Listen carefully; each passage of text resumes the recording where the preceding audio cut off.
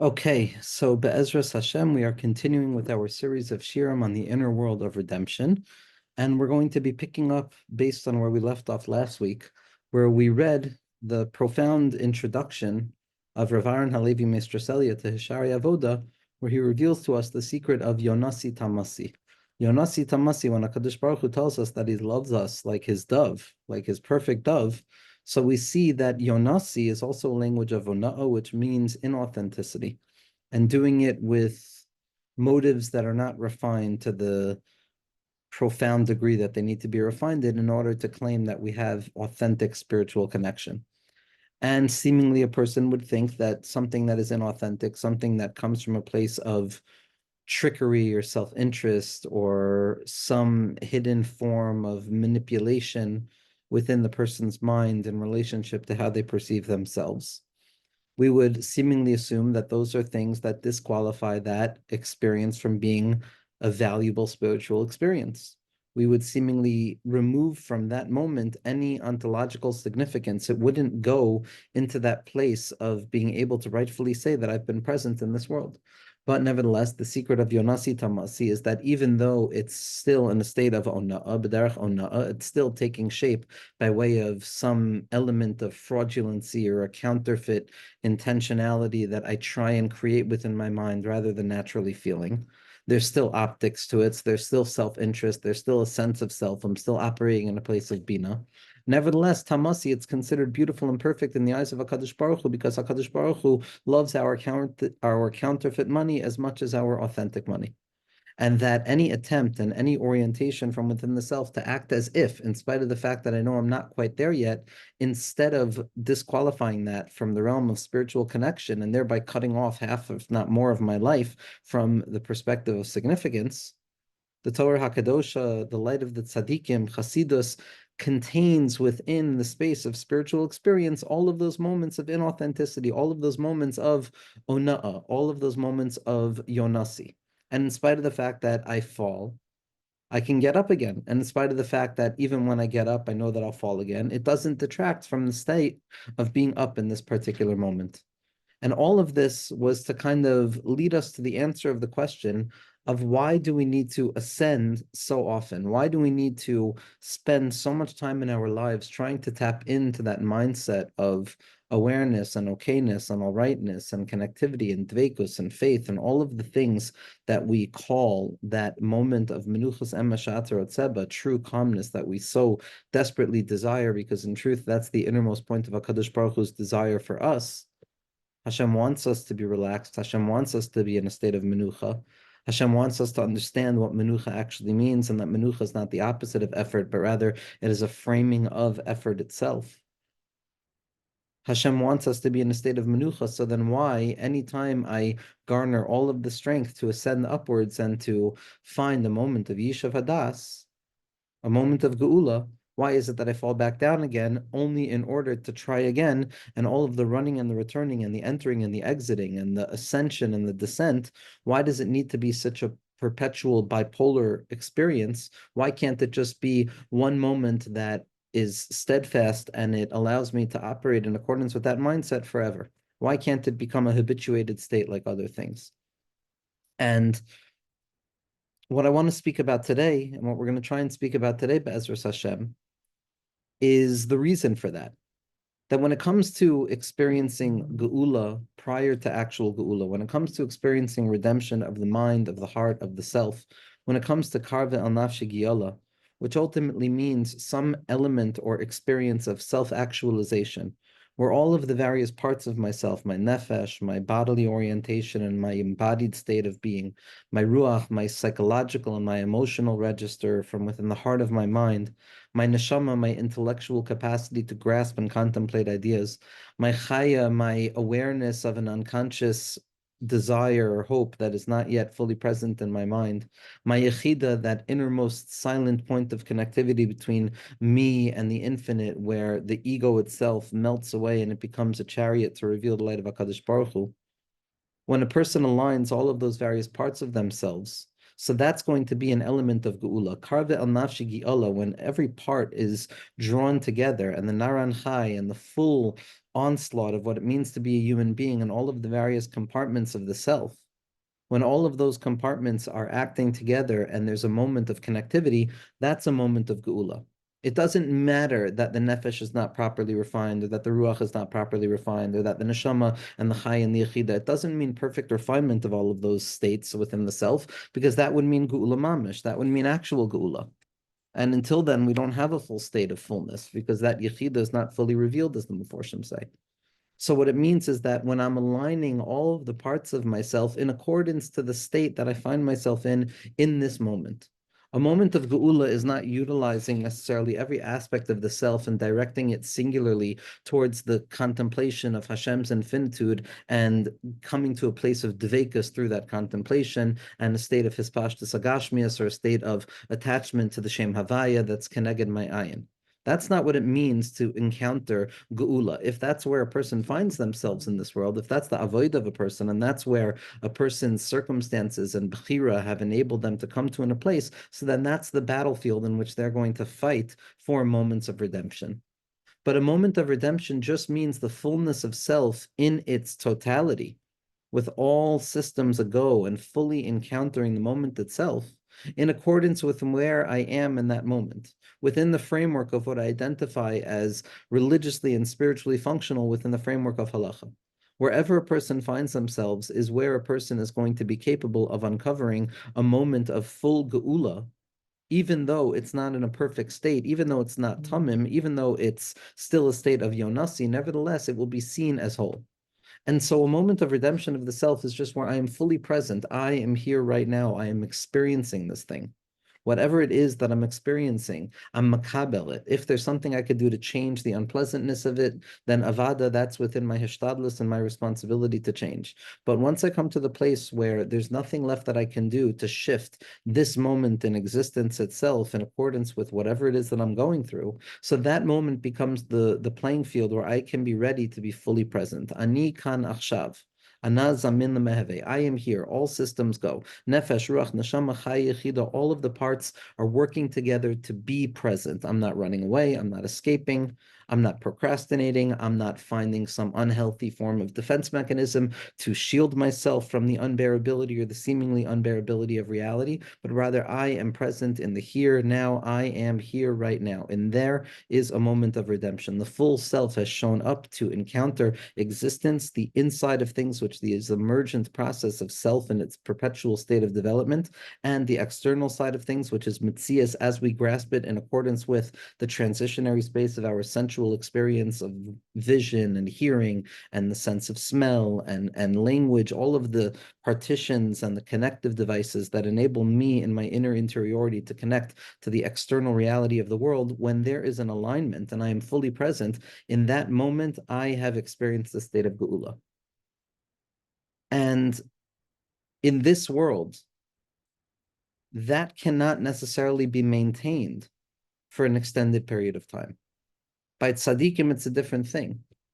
But even by tzaddikim, it can't be sustained perpetually. There's a fundamental need of ascension and descension, because ultimately to be a human being is to be caught up in the broken nature of time, where moments are separate from one another, where we are not operating within a singular continuum of a place beyond time, where once something happens, it will perpetually continue for here on out forever, because in that place of nitzchias, in that place of perpetuality, there's no separation and severance of time, which splits things into the three-part breakdown of past, present, future, which orients me towards the sadness and the orientation towards depression over things lost in the past, or the anxiety and the anticipatory dread over things that may be lost in the future, and it takes me away from my ability to be in the present.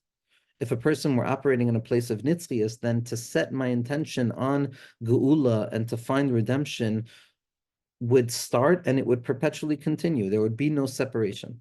But in the world of time, in the world of zman, which by definition means a separation of things, where one thing comes and pushes the other thing out of the way, and it operates in a space of scarcity, and only one moment can be present in the present moment itself, which means that the previous moment's presence has now been delegated to a past, and the next thing becomes a future, etc.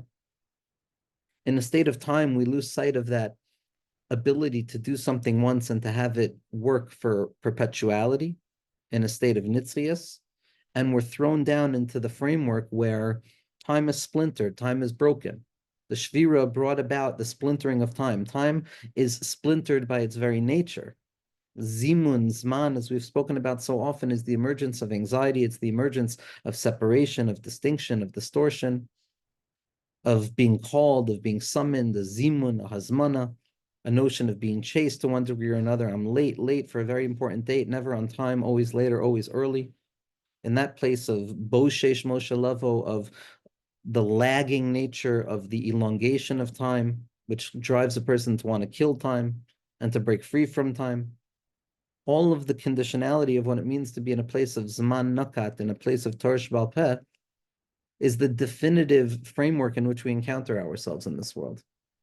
And therefore, if we're going to try and learn how to draw redemption into this world, then redemption has to specifically come about by way of the experience of moments in time, of separation of time. And the secret of moments in time is that any moment that a person has the capacity of tapping into provides itself as an opportunity to be fully present, to fully align myself, my nefesh, ruach, neshama, chayin, yechida, with that which I am encountering in this moment. And if I am able to attune my mind, my heart, and my body to the experience of this moment with the emuna that rests within every aspect of the self, of choy katov lehetiv, of that HaKadosh Baruch Hu wants good for me, for reality, for Klal Yisrael, even if I don't understand how. When a person draws that awareness into the moment itself, no matter what a person is experiencing, whether it's katnas, godless, traffic, learning, whatever it is, a person has fully arrived, and in that moment, the person has tasted geula in that moment. The secret of olamecha tira b'chayecha, a person sees their world in their days. In this moment, my world that is composed of my 5 partsufim, which are correspondent to my 5 parts, composes my individual world, my individual parts of my individual configuration, my encounter with this moment in accordance with my subjective orientation, which is a singular event in the grand span of history. Every moment of experience that a person has in this world is singular, and it has not happened ever before that this form of consciousness has encountered this form of reality and existence, and the inner light of consciousness meets the outer kalim of existence. That unification has never happened before. Because in accordance with my upbringing, in accordance with my systems, my microsystems, my macro systems, all of the privileges and the struggles that go into the development of a self in reality, and all of the subjective orientation and the relativism that is inherent within any conversation about a person in their own isolation, every moment is a singular event in history. Each and every moment provides me with an awareness that if I show up right now fully, if I align myself with my nefesh, my ruach, my neshama, my chaya yechida, my body, my emotions, my thinking, my desires, my okayness, my all rightness, my faith, if I fully show up right now, chidush kamoni lo hayame olam, there has never been a novelty like me in the grand span of history, because nobody has ever quite been like me, and no moment has ever been like right now, and therefore the moment of connection between me and right now is a redemption that has never existed before.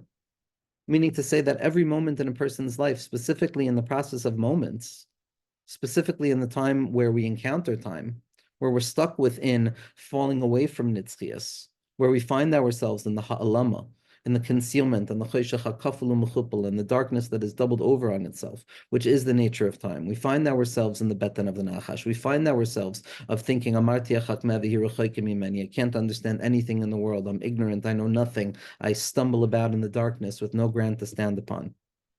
Each person comes to that awareness on their own.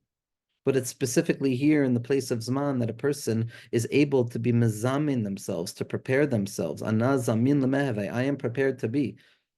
Hareini muchanu mezuman, I am here in this Zman right now because I'm going to unify with this moment. And in that moment, there's redemption. In that alignment with the moment, in being okay right here, right now, with how things are. As my friend and teacher, Rabbi Dr. Benji Epstein, explains so profoundly well, as only he can, in living in the present, That if I fully show up right here, right now, that is a moment of geula, that is a moment of redemption, that is a moment of karve al nafshi giyola. And a moment remains a moment. A moment, in order for a moment to be open to the possibility of redemption, I must be aware of the momentariness of that moment. Because if I get caught up in the desire to return back to a place beyond time, to escape time, to kill time, which is what most addictive tendencies are rooted in, the attempt to kill awareness in time, which is the elongation of experience and the pain that comes from being aware of myself. That's the motivation towards any self-destructive act, to take myself out of the moment, to kill time, to make time go faster. If I try and escape time, then I'm losing the point. I'm missing the point. Being in time, being in a momentary type of experience where each moment takes the place of the next, is the very condition that enables me to value the hyper significance of each moment. If I get caught up in the notion that, okay, I'm doing something right now for the sake of this thing lasting forever, and I'm trying to kill time rather than to utilize time to my benefit in spite of its sting, so then I'm trying to live in some artificial form of nitzchias. And anything that gives me a taste of nitzchias for a moment is now going to be seen as a possibility of sustaining nitzchias, which is, again, the development of any addictive tendency, to believe in a sustained experience of nitzchias within a world of Zman. The gift of Zman that comes from the curse of Zman is the secret that in this moment itself, where I can find redemption, it bears no impact on what happened before and what happens afterwards. Each moment is its own universe. That is the nature of time. The opportunity of time is to see how the unity of HaKadosh Baruch Hu, which is Lamala min Hazman, can express itself as well, Lamata min Hazman, in the secret of Zman. Our job is not to kill time and to run back to a place L'malam min Azman, because until Hashem reveals to us L'malam min Azman, we're still stuck in time, and that's going to be perpetual. But it's specifically in drawing down L'malam min Hazman into Zman, when I see each and every moment in front of me as a beginning, a middle, and an end of history. Each and every moment is singular in its construction. Each and every moment is singular in my orientation to it. Each and every moment provides a unique opportunity for me in my own most self engagement, and my egoisms at this particular moment is unique in accordance with the condition of this. Every moment is a singular miracle of something that has never happened before. And when a person taps into that mindset, so then redemption is available for a person in each and every moment. And most significantly, because the moment is just a moment, what happens afterwards does not bear an impact on what happened in this moment. And what happened before does not determine what will happen in this moment. Each and every moment is a standalone existence that from afar it looks infinitesimal, because it appears to be a simple black dot of a shapeless and spaceless moment. But when you descend down deeply through the microscopic lens of prate pratius, and you go down into the fractalized expression of everything in its most irreducible form, which is reflective of the infinite of all infinitudes, a person comes to find that within that hidden tiny dot of a moment is a past, present, and a future. Everything is contained in each moment. Each moment has a beginning, a middle, and an end. Each moment is that transition from the starting of something, the process through that experience, and the redemption of that moment.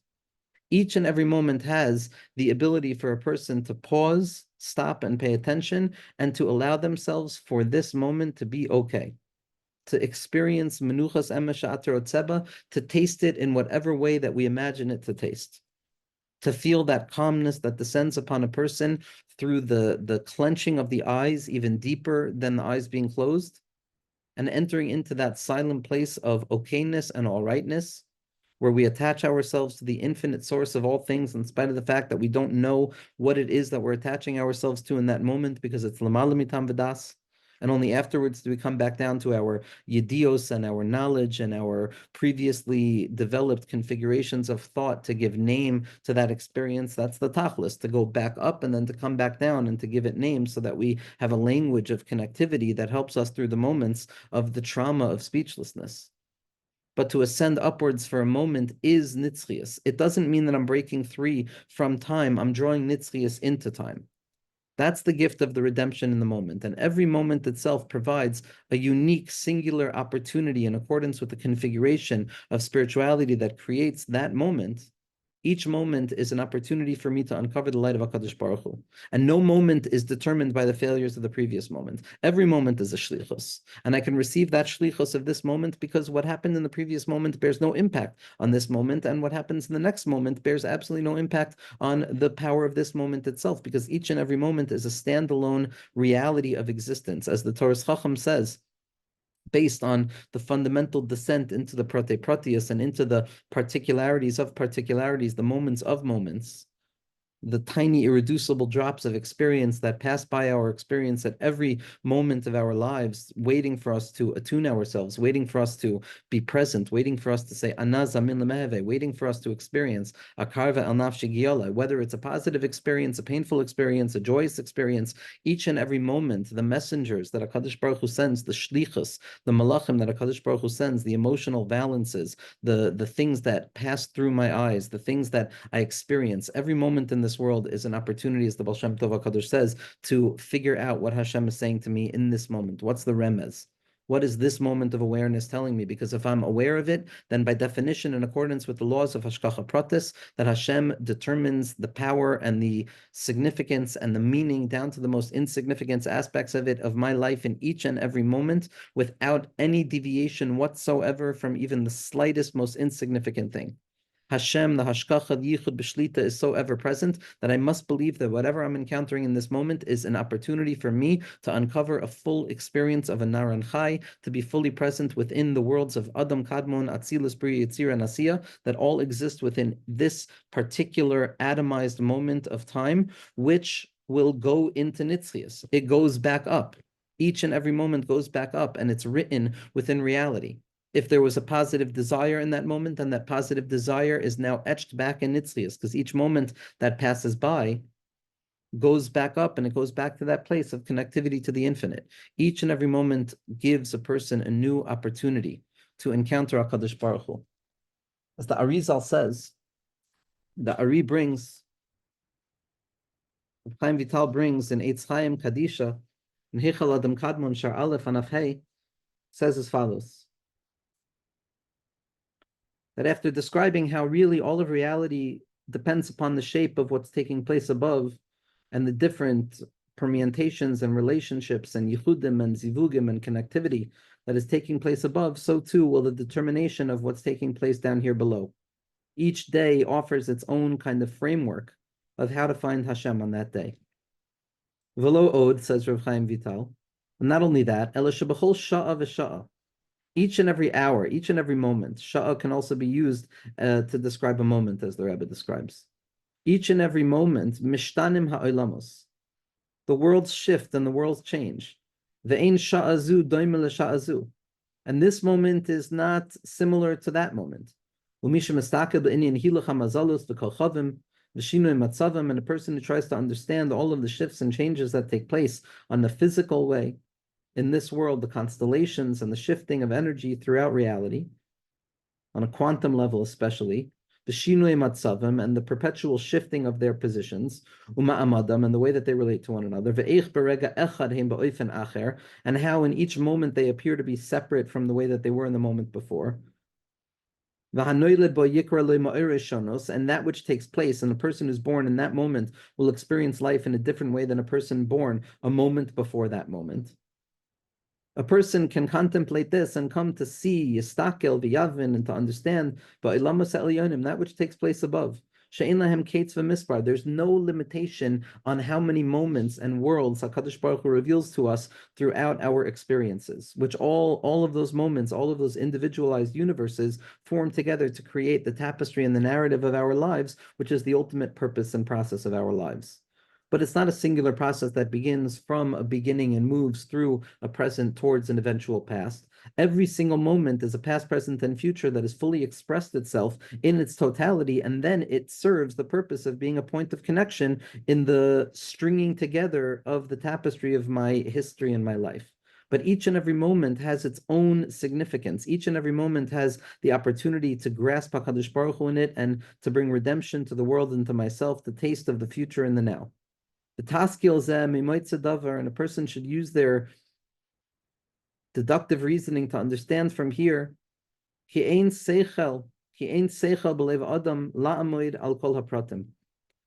There's no intellectual power within the heart of the individual to stand upon all of the particularities of experience and existence and the shades and the colors. Valzeh Amar, and this is what David Malka Mashiach means when he says, Gal einai va'abita niflaos misarasecha. Rabbeinu Shalom, open up my eyes and allow me to gaze and perceive the wonders of your Torah. And Shlomo Melech, his son, says, V'yachachem mikol adam. He was the wisest of all people. Amar amarti achakmeh, I said I was wise, and it's far from me at this point. And the Ari continues in an amazing way, and he says, Ubezet tavin, and with this we can understand how the worlds in their supernal form and the very fabric of existence shifts from one moment to the next. And these are the levushim of the infinite. These are the different garments, kaviyachol, the tzimtzumim, that HaKadosh Baruch Hu shines his infinite light. L'kama shinuyim, all of the various shifts and changes, b'chol eis v'rega, at every moment and at every framework of time. Ukifi hashinuyim, and in accordance with these shifts and changes, kach nishtanu b'chinas ha'ma'amarim shel Sefer HaZohar, so too the explanations of how to understand the Zohar are going to change, that the Zohar Kadosh has its own proper meaning in each and every moment. And the Shem Havaya has a different interpretation in each and every moment, and every breath has its own permutation. And a person who deepens their understanding and gazes at this and stands upon the depths of the matter, they'll come to perhaps begin to understand what it means to be a person in this world, what it means that HaKadosh Baruch Hu is going to give those who work towards him a taste of the future, a taste of goodness. And we see, furthermore, the Rashash in his Hakdamas Rechavas Anar brings down the same idea, and this is on Daf Gimel Amud Beis. The Rashash, Rabbeinu Shalom Sharabi, says as follows: Al yedei hatfilos, through the prayer of the individual, misbarim mebirurei malachim, we clarify from all of the broken residue of the traumatic excess of this world, of the shviras hakelim, and we clarify the elements of existence and our own personalities within existence in accordance to the particular measure of that particular prayer, of that particular moment, of that particular mitzvah.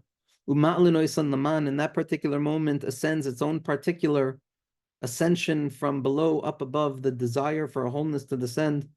And in accordance with their intention and their merit and their actions and the value of that particular time or moment in which that prayer was offered, so too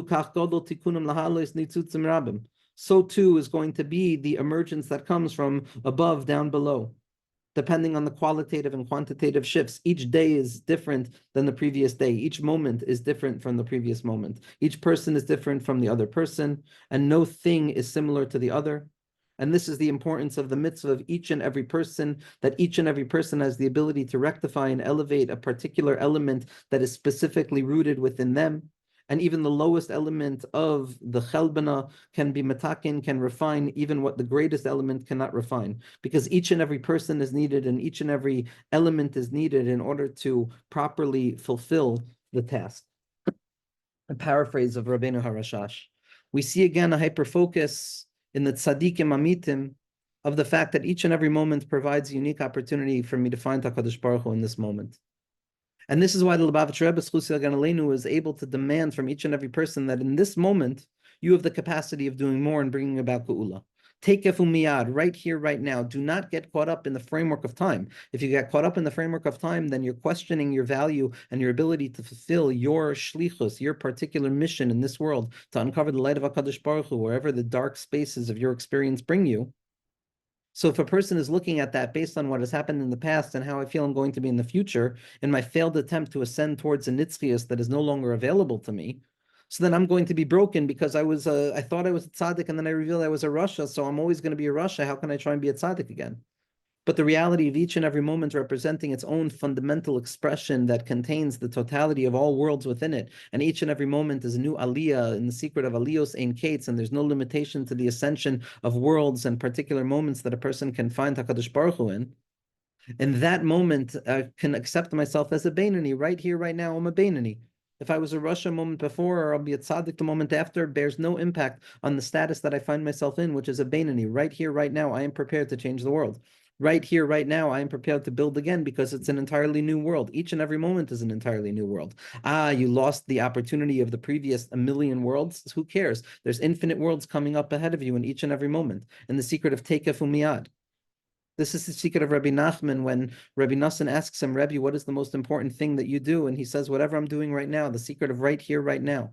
The secret of Torah, Ayin Reish Beis, which is Hayom and Bekolu Tishmo. Mashiach arrives when I call out to him today, right now, B'chol Rega V'Rega, in accordance with my own most awareness and my burning heart's desire to ascend upwards and to actualize myself in accordance with this moment, to taste of the infinite light of HaKadosh Baruch Hu, which saturates all things, to taste of the Chochmah Ilah, the Bittul B'Metzias that allows me to continue to try and be a human being who grasps it, and the secret of Hashem allowing us to feel that we're individualized creatures so that we can experience the pleasure of trying to grasp the infinity that is always present behind our eyes, and the secret of ascending and descending into the gullus of time so that we can utilize time to our benefit and reveal Rega ba'apo Chaim B'Ritzono.